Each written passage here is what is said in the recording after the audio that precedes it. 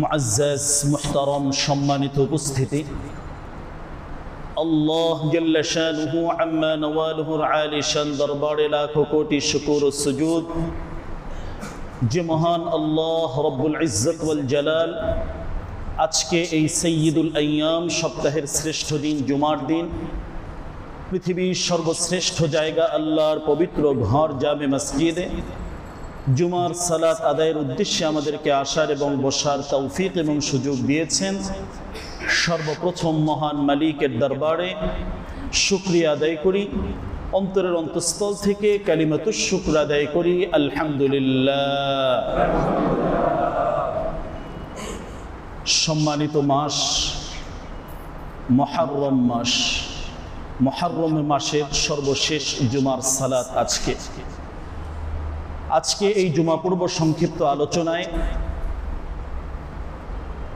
কোরআন এবং হাদিস থেকে অত্যন্ত গুরুত্বপূর্ণ একটি বিষয় যে আয়াতে কারিমা তেলাওয়াত করেছি এবং যে হাদিস উল্লেখ করেছি, আয়াত এবং হাদিসকে সামনে রেখে সংক্ষিপ্ত একটি বিষয়, বিপদ আপদ এটা মুমিনের জন্য আখিরাতের স্মরণিকা। এই বিষয়ের উপরে কোরআন এবং সুন্নাহ থেকে সংক্ষিপ্ত কিছু আলোচনা করব ইনশাআল্লাহ। সম্মানিত উপস্থিতি, এই পৃথিবীতে আমরা যারা আছি, ইতিপূর্বে যারা ছিলেন, ভবিষ্যতে যারা আসবেন, সবাই কোনো না কোনো বিপদের মাঝে আমরা আছি। পৃথিবীতে এমন কোনো মানুষ আমরা খুঁজে পাবো না যে যার কোনো ধরনের কোনো দুঃখ কষ্ট পেরেশানি ব্যথা বেদনা কিছু নেই, এমন একজন মানুষ আমরা খুঁজে পাবো না। হয়তো এক একজনের পদ্ধতি, এক একজনের বিষয়গুলো ভিন্ন থাকতে পারে, কেউ পারিবারিকভাবে, কেউ অর্থনৈতিকভাবে, কেউ শারীরিকভাবে, কেউ সামাজিকভাবে, বিভিন্নভাবে আমরা পেরেশানিতে বিপদে অনেকেই অনেক সময় থাকি। এই বিপদ আপদের ভেতর থেকে মহান মালিককে স্মরণ করতে হবে। আল্লাহ সুবহানাহু ওয়া তাআলা কেন এই বিপদগুলো আমাদেরকে দেন এবং এ থেকে পরিত্রাণের উপায়গুলো আমাদের কি, আমলের মাধ্যমে কিভাবে আমরা বাঁচতে পারি, এই বিষয়গুলো প্রতিটা মুমিনের সামনে থাকা উচিত। এর মাধ্যমে যাতে আখিরাতের সেই পাথেয় সংগ্রহ করে, আল্লাহর সাথে গভীর বন্ধুত্ব অর্জন করে, তার আখিরাতটাকে সুন্দর সুশোভিত আলোকিত সুসজ্জিত করতে পারে। কোনো বিপদই স্থায়ী হয় না, ইন্না মাআল উসরি ইউসরা। সাময়িকভাবে দুঃখ কষ্ট আসবে, পেরেশানি আসবে, এরপরে আল্লাহ সুবহানাহু ওয়া তাআলা আবার এই হালাত পরিবর্তন করে দেবেন, সুখ শান্তির ফায়সালা করে দেবেন। এটা মহান মালিক আল্লাহ সুবহানাহু ওয়া তাআলার ওয়াদা। সাময়িকভাবে বিপদে আমরা দুনিয়ায় পড়েছি, যদি সত্যিকার অর্থে ধৈর্য ধারণ করতে পারি, যদি সত্যিকার অর্থে ধৈর্য ধারণ করে আল্লাহকে স্মরণ করতে পারি, আল্লাহ সুবহানাহু ওয়া তাআলা আখিরাতকে সুন্দর করে দেবেন, জান্নাতকে সুন্দর করে দেবেন। ওই সুন্দর জান্নাতে তখন বান্দারা স্থায়ীভাবে নাজ নিয়ামত ভোগ করতে থাকবে। এজন্য হতাশা, নিরাশা, পেরেশানি এগুলো আল্লাহ সুবহানাহু ওয়া তাআলার সামনে পেশ করা, সেখান থেকে পরিত্রাণের যে পরামর্শগুলো ইসলাম আমাদেরকে দিচ্ছে, কোরআন এবং সুন্নাহ থেকে আমরা জানতে পারছি, এই বিষয়গুলো আমাদেরকে গ্রহণ করে আল্লাহ সুবহানাহু ওয়া তাআলার সাথে সম্পর্ক অর্জন করে সামনে আমাদের অগ্রসর হওয়া উচিত। এই মুহররম মাস অত্যন্ত গুরুত্বপূর্ণ মাস ছিল, আমরা জানি। এই মাসটিকে আল্লাহ সুবহানাহু ওয়া তাআলা বিভিন্নভাবে স্মরণ করেছেন, আল্লাহ নিজের মাস হিসাবে আল্লাহ তাআলা উল্লেখ করেছেন। শাহরুল্লাহিল মুহররম, এটা আল্লাহ তাআলার মাস। পৃথিবীর অনেক ইতিহাস এর সাথে সম্পৃক্ত রয়েছে। এতে পূর্বেও আমরা শুনেছি, আমরা জেনেছি মুসা আলাইহিস সালামকে কিভাবে আল্লাহ তাআলা উদ্ধার করেছেন, ফেরাউনকে কিভাবে আল্লাহ তাআলা ধ্বংস করেছেন। এই মাসের সাথে এই বিষয়গুলোর সম্পৃক্ততা ছিল। সাথে সাথে হুসাইন রাদিয়াল্লাহু আনহুর সেই কারবালার ঐতিহাসিক মর্মান্তিক ইতিহাস, এটাও আমাদের সামনে ছিল। তো এই যে বিভিন্ন ধরনের আল্লাহ তাআলার নিয়ামত ছিল, আল্লাহ তাআলা অনেক সময় অনেককে শাস্তি দিয়েছেন, এই বিষয়গুলোকে স্মরণ রেখে, এগুলোর শিক্ষাকে ধারণ রেখে এই মাসকে আমাদের বিদায় দিতে হবে। এই মুহররম মাসের আজকের এই শেষ জুমা 26 তারিখ, আজকে কোরআনুল কারীম থেকে অত্যন্ত গুরুত্বপূর্ণ একটি আয়াতে কারিমা আমি তেলাওয়াত করেছি। এই পৃথিবীতে যত ধরনের বিশৃঙ্খলা, নৈরাজ্য, সমস্যা, বালা, মুসিবত এগুলো আল্লাহ সুবহানাহু ওয়া তাআলা বান্দার সাথে সম্পৃক্ত করে দিয়েছে। বান্দার বিভিন্ন অপরাধের কারণে, বান্দার বিভিন্ন কাজের কারণে, ভুল সিদ্ধান্তের কারণে এই মুসিবতগুলো আসবে, এই বিপদগুলো আসবে, এই পেরেশানিগুলো আসবে। আল্লাহ সুবহানাহু ওয়া তাআলা কোরআনুল কারীমে একাধিক জায়গায় এই বিষয়গুলো উল্লেখ করেছে। তাহলে বিপদ আসার যে পদ্ধতিগুলো, বিপদ আসার যে অবস্থানগুলো, এগুলো থেকে আমাদেরকে সতর্ক থাকা, জানের নিরাপত্তা, মালের নিরাপত্তা, অর্থের নিরাপত্তা, বিভিন্ন নিরাপত্তার জন্য যে আমলগুলো আছে, এই আমলগুলো আমাদের করা। বিশেষ করে বিশ্বনবী সাল্লাল্লাহু আলাইহি ওয়াসাল্লাম ফজর এবং মাগরিবের পরে বেশ কিছু আমল আমাদেরকে শিক্ষা দিয়েছেন। এই আমলগুলো আমাদের করা। হঠাৎ আকস্মিক অনেক বিপদ অনেক সময় ঘটে যায়। কত নিরহ মানুষ মরে গিয়েছে, স্বাভাবিকভাবে মানুষ বাসায় ছিল, সেখানে অনেক আক্রান্ত হয়েছে। আমাদের বাচ্চারা এখনো ছাদে উঠতে পারছে না, বিভিন্ন আতঙ্ক কাজ করছে। এই যে সামগ্রিক বিভিন্ন বিপদ আপদের একটা পরিবেশ, এখান থেকে নিজেরা বাঁচা, নিজেদের পরিবেশকে বাঁচানো, সমাজকে বাঁচানো, আমলের মাধ্যমে যদি এটা আমরা করতে চাই, বিশেষ একটি আমল বিশ্বনবী সাল্লাল্লাহু আলাইহি ওয়াসাল্লাম আমাদেরকে শিক্ষা দিয়েছেন। ফজরের পরে বিসমিল্লাহিল্লাযী লা ইয়াদুররু মা ইসমিহি শাইউন ফিল আরদি ওয়া লা ফিস সামা ওয়া হুয়াস সামিউল আলিম, 3 বার তুমি পাঠ করবে। মাগরিবের সালাত আদায় করেছো, এরপরে 3 বার পাঠ করবে। আকস্মিক কোনো বিপদ তোমার আসবে না, এটা আল্লাহ তাআলার ওয়াদা। সুবহানাল্লাহ, আল্লাহ তাআলা আমাদের সাথে সেই ওয়াদা করেছেন।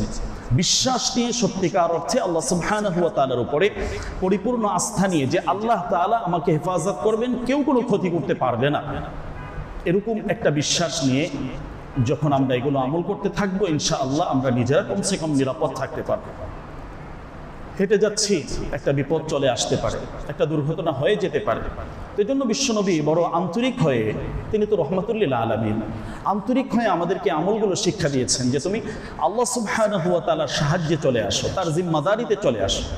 বিশ্বনবী সাল্লাল্লাহু আলাইহি সাল্লাম আমাদেরকে আরও শিক্ষা দিয়েছেন আমলের মাধ্যমে তুমি বাঁচো। কোনো ব্যক্তি দিনের শুরুতে যদি 2 রাকাত করে 4 রাকাত সালাত আদায় করে, এই ব্যক্তি সারা দিনের জন্য আল্লাহ তাআলার জিম্মায় চলে যান। সুবহানাল্লাহ, সুবহানাল্লাহ। তাহলে ফজরের সালাতের পরে বিশ্বনবী কিছু সময় জিকির, আজকার, তাসবিহ, তাহলিল করেছেন। এরপরে দিনটা যখন শুরু হচ্ছে ইশরাকের পরে, এই সময় 2 রাকাত করে 4 রাকাত সালাত, কত বড় আমল, কত বড় মর্যাদার, অনেক ফজিলত আছে। একটা হলো ইশরাকের সালাত যদি পড়ি, তাহলে আল্লাহ তাআলা কবুল, উমরা, হজের পরিপূর্ণ সব আল্লাহ আমল নামায় দান করবেন। সুবহানাল্লাহ। এর সাথে সাথে এটি আরেকটি গুরুত্বপূর্ণ তথ্য, আরেকটি গুরুত্বপূর্ণ, নিজের জীবনকে বাঁচানোর জন্য, নিজেকে আল্লাহ তাআলার জিম্মাদারির ভিতরে দিয়ে দেওয়ার জন্য। আল্লাহ যার জিম্মাদার হয়েছেন, আল্লাহ যার পরিপূর্ণ দায়িত্ব নিয়েছেন, তার আবার ভয় কিসের, তার আবার টেনশন কিসের, দুশ্চিন্তা কিসের? তো আল্লাহ সুবহানাহু ওয়া তাআলা বিশ্বনবীর মাধ্যমে এই আমলগুলো আমাদেরকে শিক্ষা দিচ্ছেন যে এই সময় আকফিকা আখিরা, সারা দিনের জন্য আমি তোমার পরিপূর্ণ জিম্মাদার হয়ে যাচ্ছি, তোমার জন্য আমি আল্লাহ যথেষ্ট হয়ে যাচ্ছি। সুবহানাল্লাহ, সুবহানাল্লাহ। কত বড় মর্যাদা প্রিয় ভাই। তো আমরা আস্তে আস্তে এই আমলগুলো করার চেষ্টা করি, নিজেকে আল্লাহর দিকে নিয়ে আসি, রুজু ইলাল্লাহ যেটাকে বলা হয়, আল্লাহর দিকে নিজেকে ধাবিত করি। পৃথিবীর অনেক কিছুই তো দেখলাম, অনেক কিছুই তো চোখের সামনে, কোথাও কোনো আসলে প্রকৃতপক্ষে শান্তি নেই। শান্তি হলো সিজদার মাঝে, শান্তি হলো আল্লাহর সাথে কথা বলার মাঝে। আল্লাহ তাআলার সাথে সত্যিকার অর্থে কোনো বান্দা যদি কথা বলতে পারে, পৃথিবীর তিনি শান্তি পাবেন, জান্নাতের নিয়ামত তিনি এখান থেকে ভোগ করতে পারবেন। তো আমাদেরকে ফিরে আসা উচিত, আমাদের জীবনটাকে সুন্দরভাবে সুসংগঠিত করে আল্লাহ সুবহানাহু ওয়া তাআলার জন্য নিজেকে উপস্থাপন করা, আল্লাহর সামনে পরিপূর্ণ নিজেকে পেশ করা, আত্মসমর্পণ করা আমাদের জন্য এটা অত্যন্ত গুরুত্বপূর্ণ, জরুরি কর্তব্য প্রিয় ভাই। তাহলে আমাদের সময়গুলো আমরা হেফাজত করব, আমাদের জান মাল নিরাপত্তার জন্য আল্লাহ সুবহানাহু ওয়া তাআলার কাছে দোয়া করব, গোটা দেশবাসীর জন্য দোয়া করব, সাথে সাথে নিজেকে বাঁচানোর জন্য 2টি আমল এখানে উল্লেখ করলাম। বিশেষ করে একটা হলো মৌখিক আমল, একটা হলো শারীরিক আমল। মৌখিক আমল সকাল সন্ধ্যা বিসমিল্লাহিল্লাযী লা ইয়াদুররু, এই আমলটি পাঠ করা, এবং শারীরিক আমল 2 রাকাত করে 4 রাকাত সালাত দিনের শুরুতে আদায় করা। এর মাধ্যমে নিজেকে অনেকটা বাঁচানো সম্ভব হবে প্রিয় ভাই। সারাদিন যাচ্ছি, বাহিরে যাচ্ছি, অফিসের কাজে, বিভিন্ন ব্যস্ততায় কত ধরনের দুর্ঘটনার সম্ভাবনা থাকে। আমি ভালো মানুষ, চলছি, আমি কোনো কিছুর সাথে জড়িত না, কিন্তু একটা দুর্ঘটনা হলে সবাইকে নিয়েই হচ্ছে। তো এই সমস্ত জায়গা থেকে বাঁচার জন্য এটা একটা উত্তম সুন্দর পরিকল্পনা আমরা গ্রহণ করতে পারি। আল্লাহ সুবহানাহু ওয়া তাআলা সেই পরামর্শগুলো আমাদেরকে দিচ্ছে। কোরআন এবং সুন্নাহর আলোকে আমরা যদি দেখি, বিভিন্ন সময় বিভিন্ন পেরেশানি, বালা, মুসিবত যা আমরা বলি, অভিধানের সমর্থক যত শব্দ আছে, এগুলো কেন হয়, কেন আসে? এক তো আল্লাহ সুবহানাহু ওয়া তাআলা বললেন এটা হলো তোমাদের নিজেদের হাতের কামাই। মা আসাবাকুম মিন মুসিবা, যত ধরনের ধ্বংস, যত ধরনের নৈরাজ্য, হয়তো তোমাদের ভেতর থেকে কোনো না কোনো ব্যক্তির একটি কাজ, এটা হয়তো কোনো গুনাহের কারণে জড়ানো, এই গুনাহের প্রতিক্রিয়া শাস্তি হিসেবে আল্লাহ তাআলা একটা এই পরিবেশ হালাত বানিয়ে দিয়েছে। হয়তো সে একটা এমন কোনো কাজ করছে অন্যের জন্য এটা কষ্টের কারণ, বা হয়তো এমন একটা সিদ্ধান্ত নিচ্ছে যে অন্যের জন্য এটা বিপদের কারণ হয়ে যাচ্ছে। তো এরকম যত ধরনের ঘটনা, দুর্ঘটনার প্রবাহ পুরা বিশ্বের ভিতরে ঘটছে, কোনো না কোনো বনি আদমের এক অংশ এখানে আছে। ফাবিমা কাসাবাত আইদিকুম, তোমাদের হাতের কামাই। কিন্তু আল্লাহ তাআলা সবসময় ধরেন না। ওয়ায়াফু আন কাসীর, এই আয়াতে কারিমা আল্লাহ তাআলা বলছেন আল্লাহ তোমাদেরকে অনেক সময় ছেড়ে দেন, অনেক সময় দেখেন না, অনেক সময় এগুলো ছেড়ে দেন, কোনোটা মাঝে মাঝে ধরে ফেলেন। হয়তো তুমি বুঝো না, তুমি গুরুত্ব দাওনি, ইচ্ছা করলে সমাধান হয়ে যায়, কিন্তু কখনো কখনো আল্লাহ তাআলা এগুলো আবার ধরে ফেলেন। অধিকাংশই আল্লাহ তাআলা ছেড়ে দেন, মাফ করে দেন। ওয়ায়াফু আন কাসীর। এরপর সূরা রুমে আমরা যদি দেখি, সেখানেও আল্লাহ সুবহানাহু ওয়া তাআলা এভাবেই বলছেন, যাহারাল ফাসাদ ফিল বাররি ওয়াল বাহর বিমা কাসাবাত আইদিন নাস। এখানেও আল্লাহ সুবহানাহু ওয়া তাআলা এভাবেই বলছেন যত ধরনের নৈরাজ্য, বিশৃঙ্খলা তোমরা দেখছো গোটা বিশ্বব্যাপী, বিশ্বের মানচিত্রে যত ধরনের দুর্ঘটনা ঘটছে, এটা পানিতে হোক, স্থলে হোক, জলে হোক, যে কোনো জায়গায় হোক, আল্লাহ তাআলা এভাবেই উল্লেখ করছেন বিমা কাসাবাত আইদিন নাস, এটা হলো তোমাদের মানুষের হাতের কামাই, মানুষের হাতের সিদ্ধান্ত। আজকে আমাদের আবহাওয়ার পরিবর্তন, এই যে সবুজায়নের অভাব, আল্লাহ তাআলা গাছ লাগানোর জন্য বলছেন, আমরা গাছ কাটছি, ফলাফল কি হচ্ছে? পৃথিবীটা উত্তপ্ত হয়ে যাচ্ছে, গরম হয়ে যাচ্ছে। তো আল্লাহ সুবহানাহু ওয়া তাআলা যে পরামর্শ আমাদেরকে দিচ্ছেন, একজন মানুষ হিসেবে আল্লাহ তাআলা আমাকে সৃষ্টি করেছেন, আমার সৃষ্টিকর্তা তিনি। আমার কোন পথে কামিয়াবি, কল্যাণ, সফলতা, এটা আল্লাহ তাআলাই ভালো জানেন। আল্লাহর দেখানো সেই পথে যখন আমি চলবো, এর মাধ্যমে আমার সফলতা আসবে। যখনই আল্লাহকে ছেড়ে অন্যদিকে যাব, ভিন্ন সিদ্ধান্ত নেব, ভুল সিদ্ধান্তে আসব, এটা সামগ্রিকভাবে একটা ধ্বংসের কারণ হয়, সামগ্রিকভাবে একটা ক্ষতিগ্রস্ততার কারণ হয়। এটা আল্লাহকে দোষ দিলে নাউজুবিল্লাহ, এটা ভুল হবে। আল্লাহ তাআলা পরিবেশকে শান্ত রেখেছেন, ঠিক রেখেছেন, আল্লাহ তাআলা পরামর্শ দিয়েছেন এভাবে এভাবে চলে। কিন্তু আমরা যখনই কোনো জায়গায় ব্যতিক্রম করব, অনেকগুলো আল্লাহ ছেড়ে দেবেন, কিন্তু যেটা ধরবেন সেটার মাধ্যমে পুরা জাতি তখন নড়বড়ে বসবে। আল্লাহ সুবহানাহু ওয়া তাআলা আয়াতে কারিমাও এই বিষয়গুলো সূক্ষ্মভাবে আমাদেরকে সংশোধন করেছেন, সতর্ক করেছেন যে সিদ্ধান্তগুলো, তোমার কাজ কর্ম, তোমার কথাবার্তা, এগুলো সাবধানতার সাথে করবে। সবকিছুই আল্লাহ সুবহানাহু ওয়া তাআলার সামনে আছে। আল্লাহ সুবহানাহু ওয়া তাআলা এই বিষয়গুলো দেখছেন, নিজেই পর্যবেক্ষণ করছেন। কেন এগুলো হয়, এর কারণগুলো কি? আল্লাহ সুবহানাহু ওয়া তাআলা এক্ষেত্রে অনেকগুলো বিষয় আমাদেরকে উল্লেখ করছেন। একটা হলো, প্রথমত পরীক্ষা স্বরূপ আল্লাহ তাআলা বিভিন্ন বিপদ আপদ তোমাদের উপরে দেন,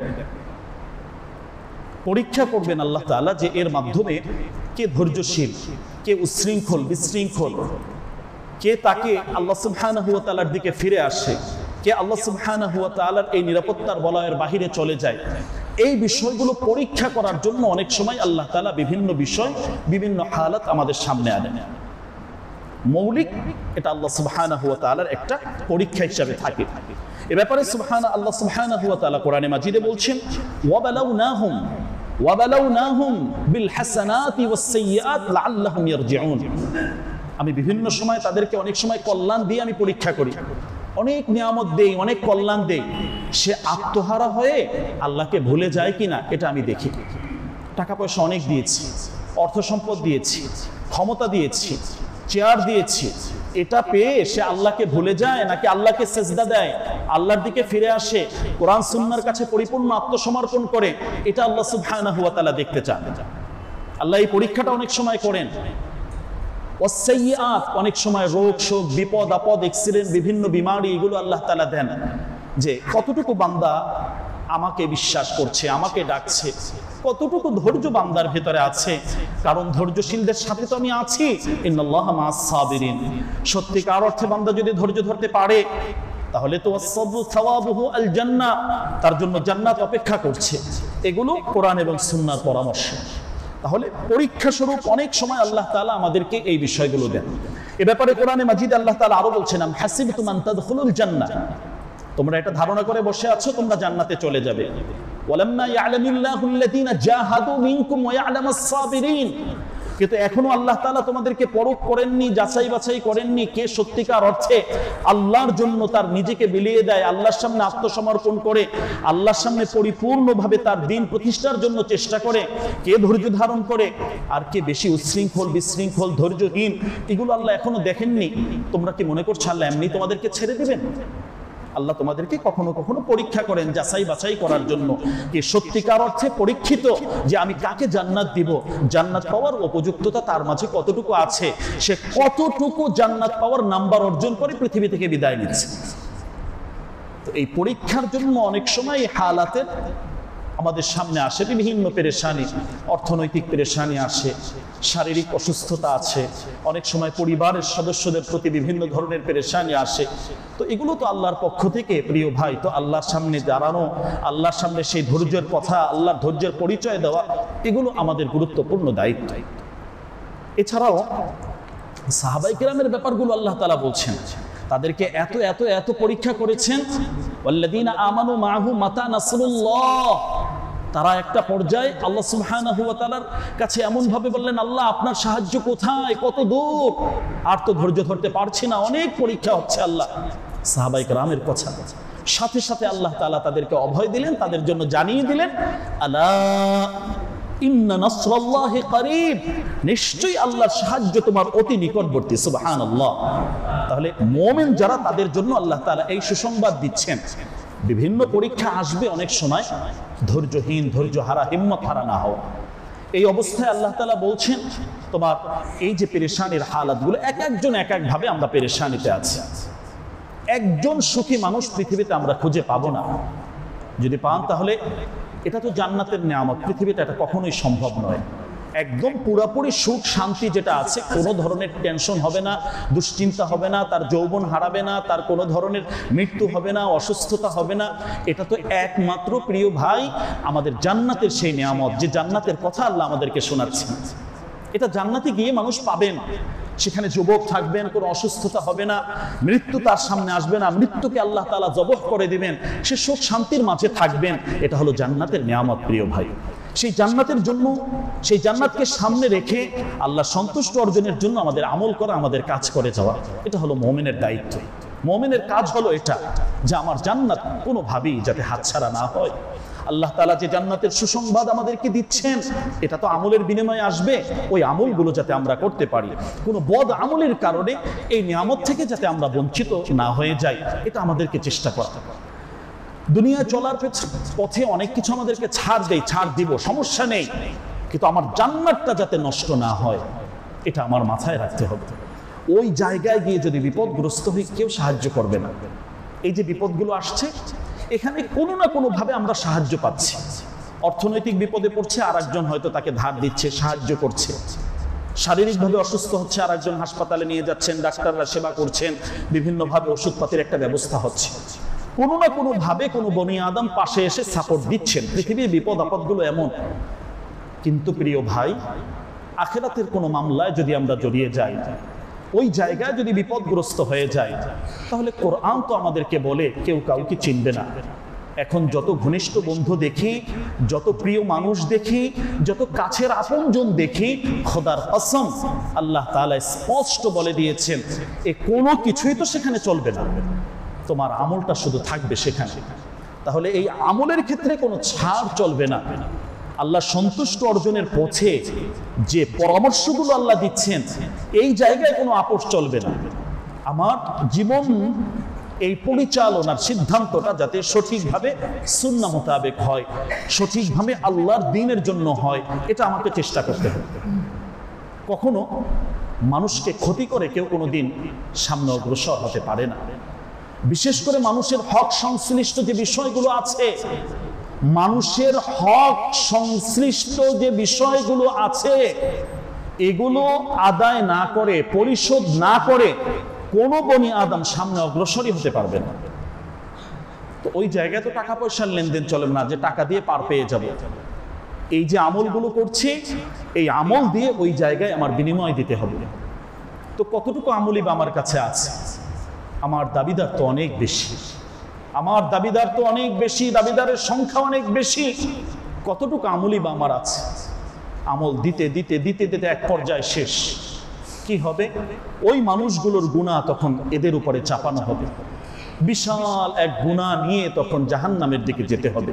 এই কথাটা শুধু গল্প নয়, এটা শুধু স্বাভাবিক আলোচনা নয়, এটা হলো জীবনের সবচেয়ে গুরুত্বপূর্ণ একটি শিক্ষা, গুরুত্বপূর্ণ ঠান্ডা মাথার একটি সিদ্ধান্ত যে আমি আসলে কার জন্য কি করছি, আমার শেষ পরিণতিটা আসলে কি হবে, পরিণামটা কি হবে, কোথায় আমি যাচ্ছি, কাকে খুশি করার জন্য অতি উৎসাহিত আমি হচ্ছি। আমার মালিক যদি অসন্তুষ্ট থাকেন, আমার আল্লাহ যদি আমার উপর অসন্তুষ্ট হন, মানুষের লেনদেন এগুলো যদি অনেক বিশাল হয়ে যায়, তাহলে তো কোনোভাবেই আমার জায়গা নেই, পার হওয়ার কোনো রাস্তা আমার নেই। তো প্রত্যেক ভাই আমাদের আন্তরিকভাবে নিজের সংশোধন, নিজে কিভাবে বাঁচতে পারি, আল্লাহর সামনে আমাকে দাঁড়াতে তো হবেই, এটা তো সুনিশ্চিত। তাহলে এই জায়গায় আমি যাতে হোঁচট না খাই, বিপদগ্রস্ত না হই, এটা আমাকে খেয়াল রাখতে হবে। তাহলে এই যে বিষয়গুলো আসে, এগুলো আল্লাহ তাআলা পরীক্ষার জন্য দেন।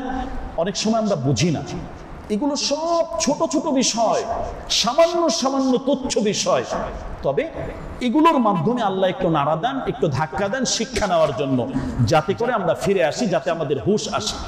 এ ব্যাপার আল্লাহ সুবহানাহু ওয়া তাআলা বলছেন, ওয়ালানুযীকান্নাহুম মিনাল আযাবিল আদনা দুনাল আযাবিল আকবার লাআল্লাহুম ইয়ারজিউন।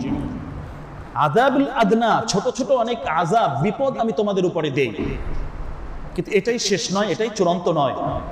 আযাবুল আকবার, বড় বড় বিপদ, বড় বড় আযাব কিন্তু তোমার পেছনে আছে। একটু তাকিয়ে দেখো, সতর্ক হও, এখনো সুযোগ আছে, এখনো সময় আছে। কেন ছোট বিপদটা তোমাকে দিলাম? লাআল্লাহুম ইয়ারজিউন, যাতে এখান থেকে তুমি ফিরে আসতে পারো। তোমাকে ফিরে আনার জন্য, ফিরিয়ে আনার জন্য আমি এই ব্যবস্থা করেছি। তাহলে যে কোনো হালাত আমাদের সামনে আসে, ধৈর্য হারা না হয়ে আমাদেরকে ধৈর্যশীল হতে হবে, আন্তরিক হতে হবে, সহনশীল হতে হবে। আমার মাধ্যমে যদি কোনো উপকার পৌঁছানো সম্ভব হয়, সে উপকারটা আমাকে পৌঁছাতে হবে। আল্লাহর কাছে তাওবা ইস্তেগফার করতে হবে যে আমাদের কোনো ভুলের কারণে, আমাদের কোনো ভুল সিদ্ধান্তের কারণে, আমাদের কোনো গুনাহের কারণে যেন কোনো আযাব না আসে, সবাই যেন বিপদগ্রস্ত না হই। ছোট ছোট আযাব দিয়ে আল্লাহ তাআলা এই শিক্ষাগুলো আমাদেরকে দিচ্ছেন, এটা একটা বিষয়। কখনো কখনো আল্লাহ তাআলা বিভিন্ন বিপদ কেন দেন? মানুষের মর্যাদা বাড়ানোর জন্য, কোনো কোনো ব্যক্তির মর্যাদা বাড়ানোর জন্য এই বিষয়গুলো হয়। দেখুন, এ ব্যাপারে বিশ্বনবী সাল্লাল্লাহু আলাইহি সাল্লাম বলছেন, সম্মান দান করা, মর্যাদা বৃদ্ধি করার জন্য আল্লাহ সুবহানাহু ওয়া তাআলা কখনো কখনো এভাবে বিভিন্ন হালাত, বিভিন্ন বিপদ দেন। বিশ্বনবী সাল্লাল্লাহু আলাইহি সাল্লামের একটি হাদিস, আশাদ্দুন নাসি বালাআন আল আম্বিয়া সুম্মাল আমসাল ফাল আমসাল। এই পৃথিবীতে সবচেয়ে বেশি বিপদে, বালা, মুসিবতের ভেতরে ছিলেন নবী রাসূল পয়গম্বর আলাইহিমুস সালাম। তাদের কোনো গুনাহ ছিল না, নিষ্পাপ ছিলেন, কোনোদিন কোনো মানুষের কোনো ক্ষতি করেননি, ক্ষতি চাননি, এমন নবী আমরা পেয়েছি। তার 63 বছর জীবনে একবারের জন্য মিথ্যা তো নয়, মিথ্যার কোনো অভিমানও তিনি করেন। মা কাযাবা রাসূলুল্লাহ সাল্লাল্লাহু আলাইহি সাল্লাম ফি হায়াতিহি কত, কোনো মানুষের সাথে খারাপ ব্যবহার করেন, কিন্তু বিপদ আপদ, বিভিন্ন পেরেশানি উম্মতের কারণে বিশ্বনবীর উপরে অনেক এসেছে, অনেক কষ্ট তার করতে হয়েছে। দাওয়াতি কাজ যখনই করেছেন তখনই বিভিন্ন বিপদ চলে আসছে। 40 বছরে কোনো কিছু আসেনি। যখনই আল্লাহ রাসূল লা ইলাহা ইল্লাল্লাহর কথা বলছেন, শিরিক যারা করেছে এরা আল্লাহ রাসূলের বিরুদ্ধে চলে এসেছে।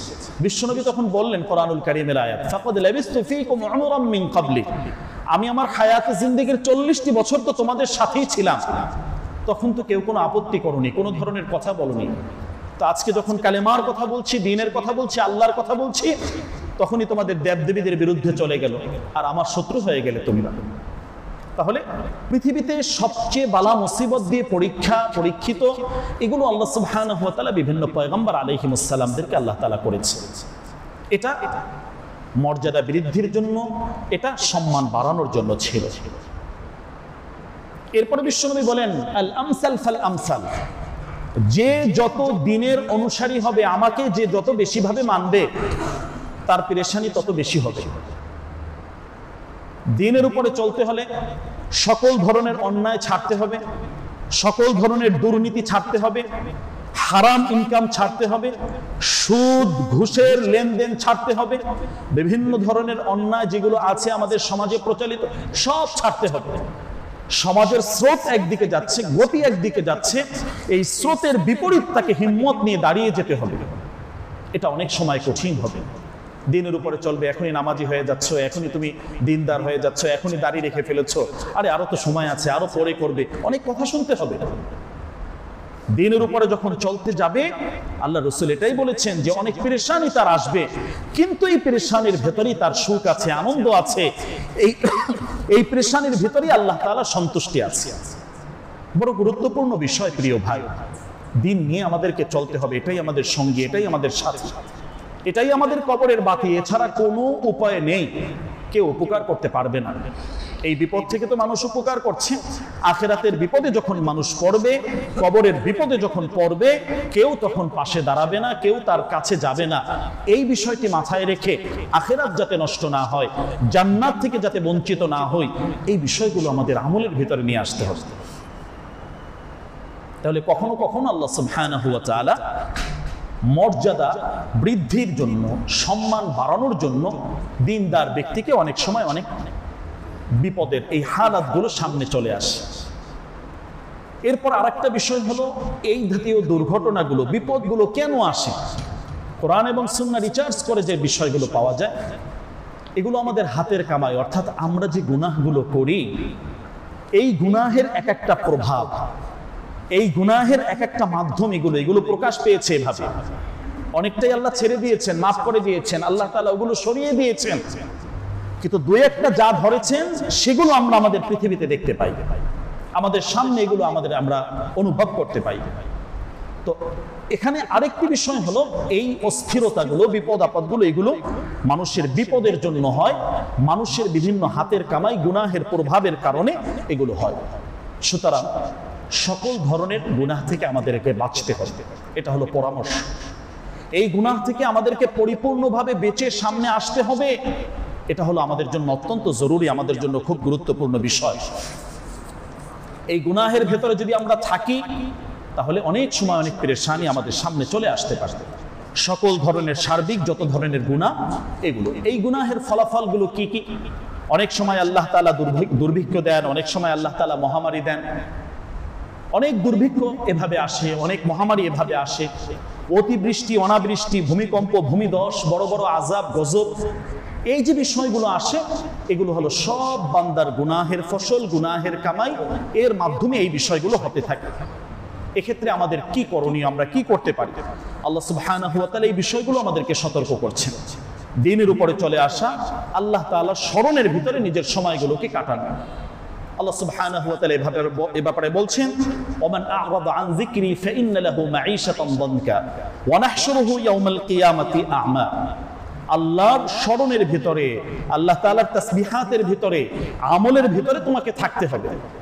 যদি কখনো এটা উপেক্ষা করো, এটাকে ছেড়ে দাও, এটাকে ভুলে যাও, তাহলে এর প্রভাব হলো বিভিন্ন ধরনের সংকীর্ণতা তোমাদের ভেতরে চলে আসবে। আল্লাহ সুবহানাহু ওয়া তাআলা পরামর্শগুলো আমাদেরকে দিচ্ছেন। এই সংকীর্ণতা, বিভিন্ন ধরনের হালাত, বিভিন্ন অবস্থা অনেক সময় আমাদের আসে, আল্লাহর সাথে সেই সুসম্পর্ক যখন আমাদের ছিন্ন হয়ে যায়। তো এই বিষয়টি আল্লাহ সুবহানাহু ওয়া তাআলা আমাদেরকে যেভাবে জানিয়েছেন, বিশ্বনবী সাল্লাল্লাহু আলাইহি সাল্লাম এভাবে অনেক ভবিষ্যৎবাণীও আমাদের জন্য করেছেন। এরপরে বিপদ আসার যে আরো যে কারণগুলো আছে হাদিস থেকে যেগুলো আমরা পাই, অঙ্গীকার ভঙ্গ করা, ন্যায় ইনসাফ বহির্ভূত কাজ করা, এগুলো অনেক সময় বিপদ আসার কারণ হয়ে যায়। এ ব্যাপারে মুওয়াত্তা মালিকের ভিতরে 927 নং হাদিসে বিশ্বনবী সাল্লাল্লাহু আলাইহি সাল্লাম বলছেন, ওয়ালা হাকামা কওমুন বিগাইরিল হাক্কি ইল্লা ফাশা ফীহিমুল আদল। যখন কোন জাতির ভিতরে অঙ্গীকার ভঙ্গ হয়, ন্যায় বিচার না থাকে, বেশ কিছু সমস্যা তখন ওই জাতির ভিতরে চলে আসে। এর ভিতরে বড় ধরনের একটি বিষয় হয়, তখন তাদের মাঝে রক্তপাত বাড়ে এবং দুশমন চাপে। এটা বিশ্বনবী সাল্লাল্লাহু আলাইহি ওয়াসাল্লামের ভবিষ্যৎবাণীর একটি হাদিস, ইল্লা জাআলাল্লাহ বা'সাহুম বাইনাহুম, যে তাদের মাঝে বিভিন্ন ধরনের দূরত্ব তৈরি হতে থাকে, বিভিন্ন ধরনের রক্তপাত এগুলো বাড়তে থাকে।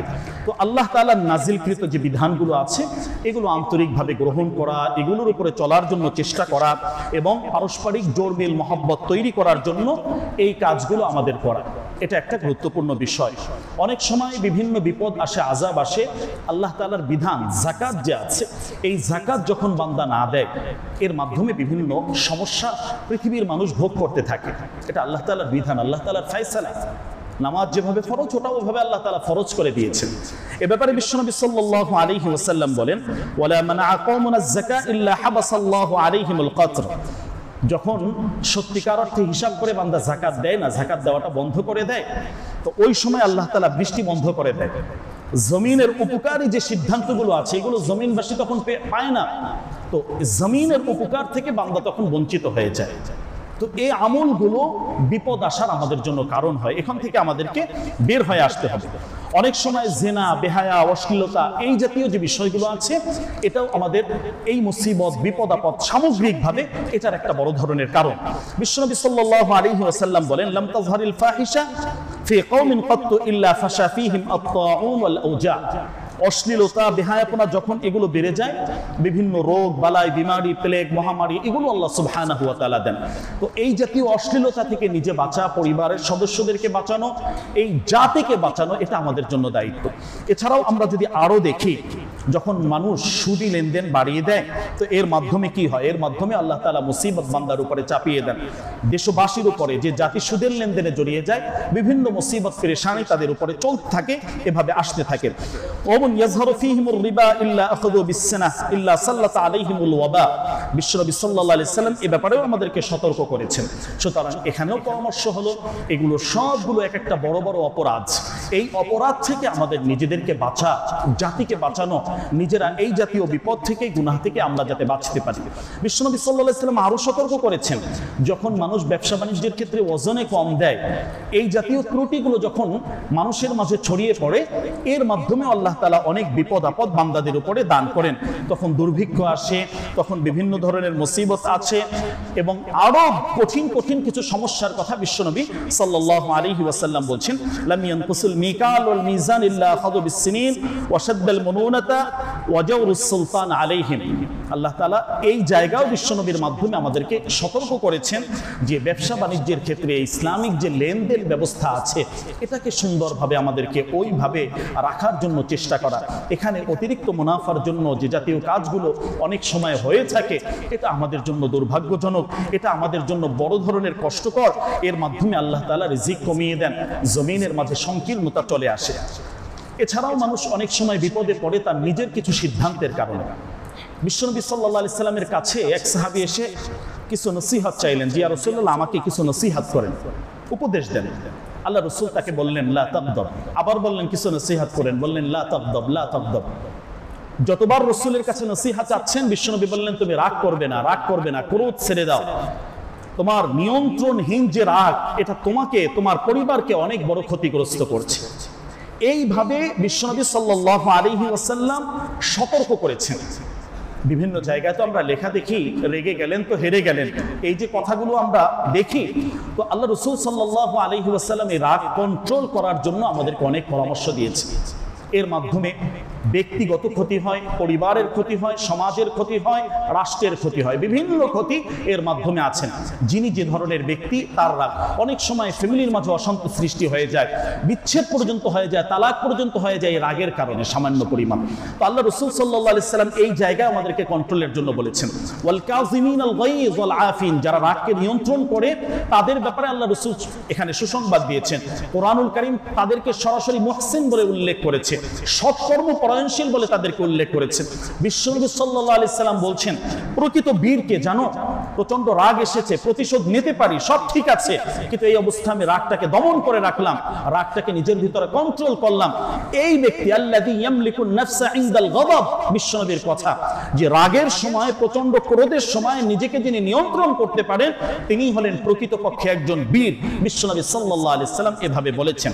তো আল্লাহ রাসূল এই বিষয়টা খুব বেশি করে সতর্ক করেছেন যে এর মাধ্যমে ব্যক্তি, পরিবার, সমাজ এগুলো বিভিন্ন ধরনের সমস্যার ভিতরে পড়ে। সে সমস্যা থেকে বাঁচানোর জন্য যে এই রাগগুলো আসে অনেক সময় শয়তানের বিভিন্ন ওয়াসওয়াসার কারণে, কন্ট্রোলহীন হয়ে যাওয়া তোমাদের জন্য বড় দুর্ভাগ্যের কারণ হবে, ক্ষতিগ্রস্ততার কারণ হবে। রাগ আসছে কি করবে? আউযু বিল্লাহি মিনাশ শাইতানির রাজিম পাঠ করো। রাগ আসছে কি করবে? যে অবস্থায় আছো ওই অবস্থা থেকে অবস্থার পরিবর্তন করে ফেলো। দাঁড়িয়ে আছো, বসে যাও, বসা আছো সেখান থেকে অন্য জায়গায় চলে যাও। বিশ্বনবী এভাবে ভিন্ন ভিন্ন ভাবে এই পরামর্শগুলো আমাদেরকে দিয়েছেন। তোমার রাগ এসেছে, তুমি তখন ওযু করো।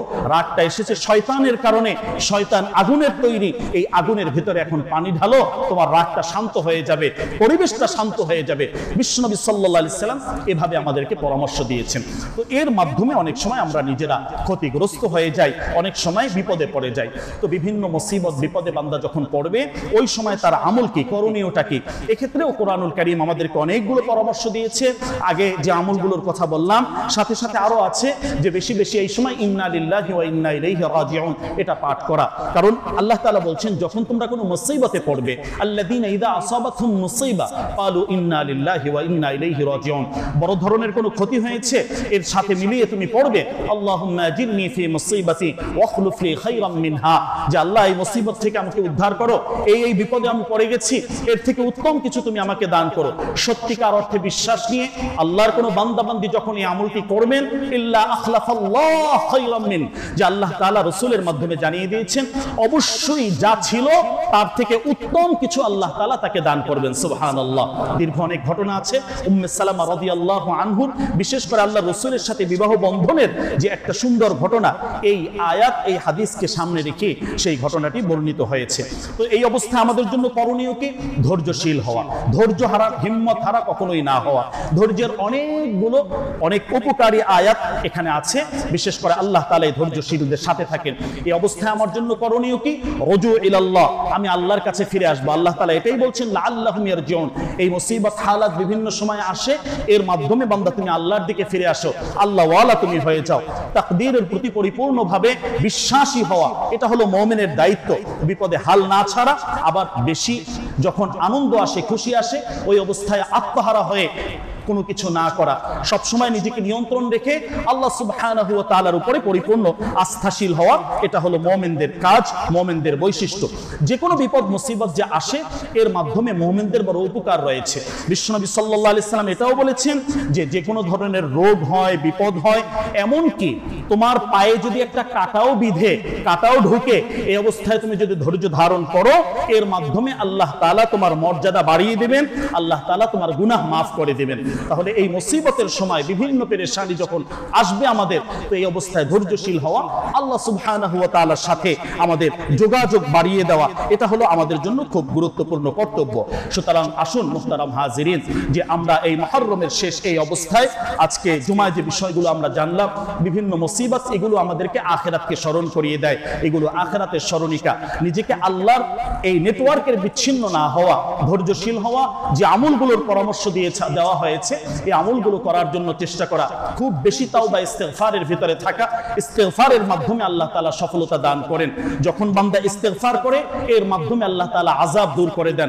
সামগ্রিকভাবে গোটা জাতির সকলকে আল্লাহর কাছে ফিরে আসতে হবে, ইস্তেগফারের আমল করতে হবে, তাওবার আমল করতে হবে, ধৈর্য ধারণ করতে হবে, উচ্ছৃঙ্খল বিশৃঙ্খলা পরিহার করে ধৈর্যশীল হয়ে, সহনশীল হয়ে কিভাবে আমাদের জন্য কল্যাণ আছে সেই কল্যাণগুলো আল্লাহর কাছে কামনা করা। আল্লাহ তাআলা তৌফিক দান করুন। ওয়া আখিরু দাওয়ানা আনিল হামদুলিল্লাহি রাব্বিল আলামিন।